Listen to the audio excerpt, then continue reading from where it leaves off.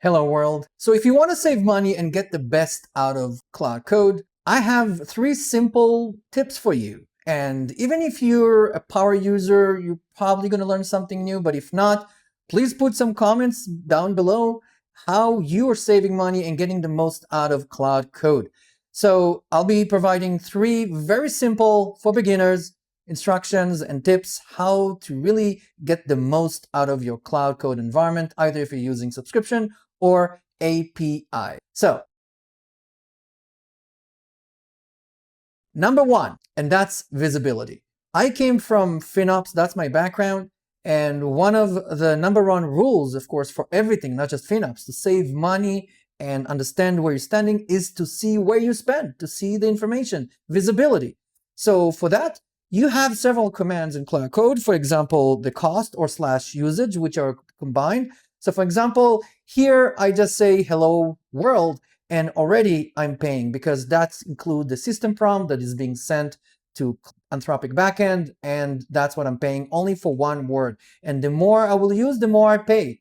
And also you can see the usage information. So that's cool, but it's hard to do it mid-session, right? Like it's you always have to run this / command to see where you're standing with your usage or cost. This is more applicable when you use the APIs because that's real money you're paying Anthropic. So for that, Anthropic created something called statusline, and that's the command here. And if I'll go and show you the documentation, it is pretty cool banner that shows up at the bottom of Claude Code and will show you information, whatever you select. And there's a lot of things you can do.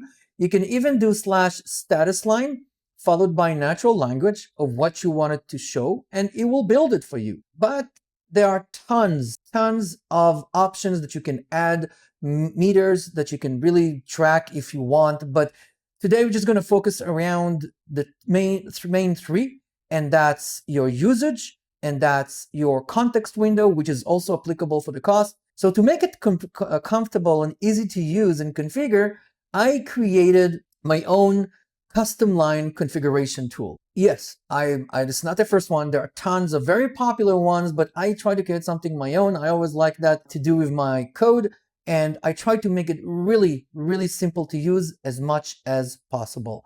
And this is what you need to do in order to install it. So let's go back and show you how this works. So I'm going to open a new window, and I'm just going to run this command.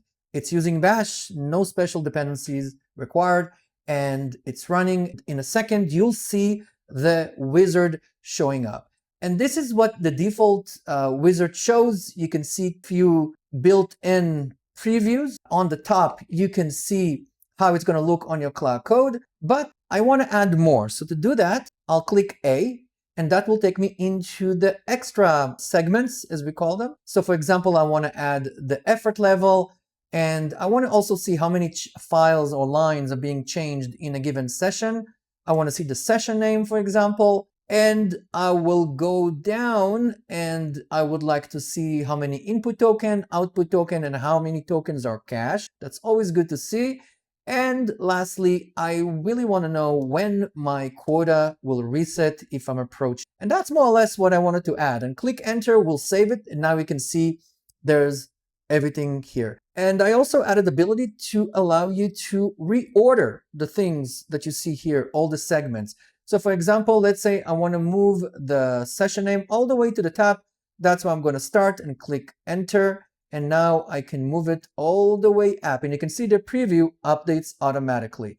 And click enter again, exit that mode. And if I like it and I have everything the way I like it and the order and the segments are showing up, all I need to do is click S, save and exit, and done.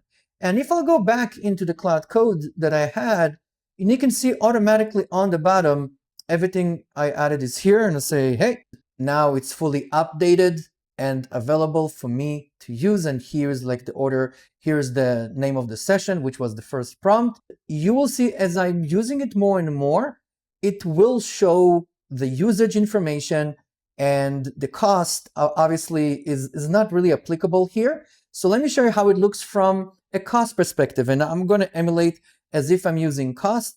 and that will be with my project called Relay AI, which injects models, any model, into Claude. And I'm just going to randomly pick, I'm already behind. So let me pick, for example, GLM5KS, and I'm just going to launch it. And again, this is just to emulate, to show you how it looks from API perspective and how it's different. You can see the same on the bottom. It's going to show me my usage information, and I'll say, hey, and of course, this is not a real Anthropic model, but this simulates API cost. And you can see I only have cost because there is no usage concept when you use APIs. So that's what I wanted to show, at least from visibility. So make sure you always have a status line, either use mine or use whatever you find out there, or create your own. As you can see, you can do slash status line followed by natural language request of what you want to see. Tip number 2, Opus Plan. If you're not familiar with this, this is really cool plan that not many users know about this. So I'm again on the Anthropic documentation, and there is a model called Opus Plan, which what it does is very simple. It uses Opus for planning and uses Sonnet for execution.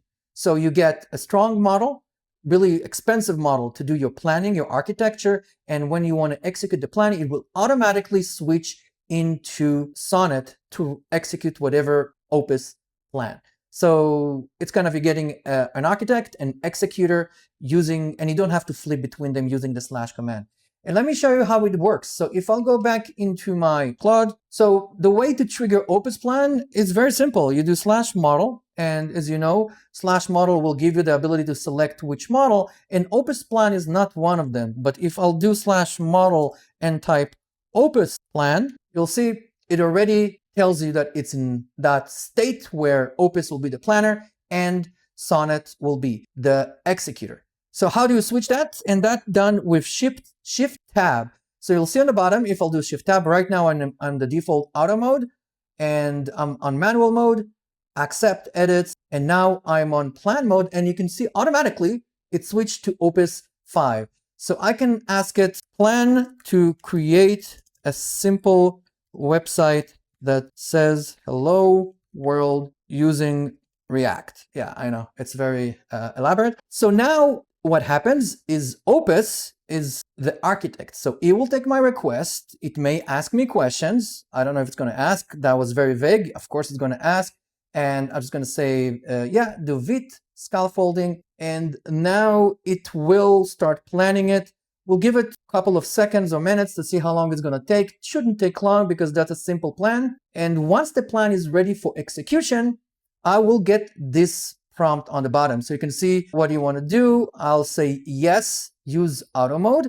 But what you also will see, it will switch to Sonnet. So now the execution is done by Sonnet. I didn't have to move back and forth, switch slash model, because before that, if you wanted to do something similar manually, you had to do slash model for Opus, do your planning, and then once you're ready to execute, you do switch to Sonnet and execute the plan. Here, it's automatic and it's doing it for you, and that gives you really control over how you execute your plans with Opus and Sonnet. So that was number 2. And the last tip is tip number 3, and keep your session short. A lot of people don't understand that, and really, like, they think, yeah, you know what, I still have room in my context window.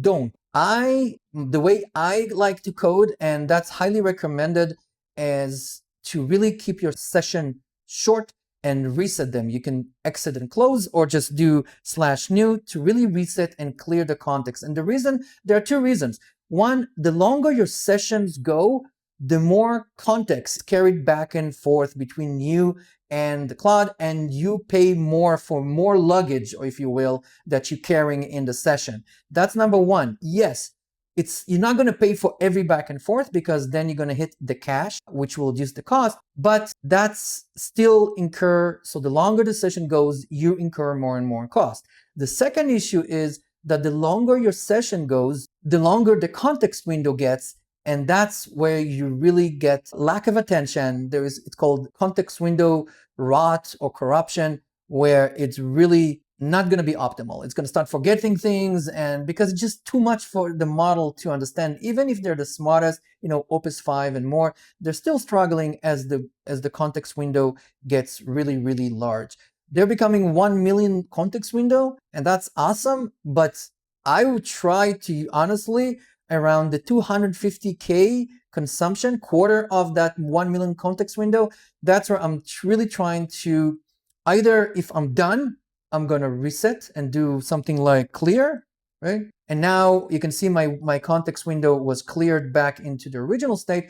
Or what I'm going to ask, that if I really want to continue in fresh session, I will ask it, can you please give me a self-contained resume prompt for this session with all the context to resume our work in a new session. And usually Claude Code will give you that code. You can even ask it, copy it to my clipboard, so you don't have to copy directly from the command line. So hopefully these 3 tips will help you, and I guarantee they will help you to save money and get the most out of your Claude Code.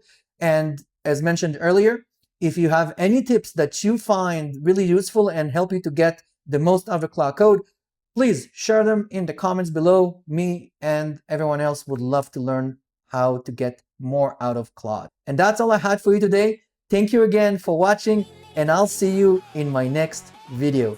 Cheers.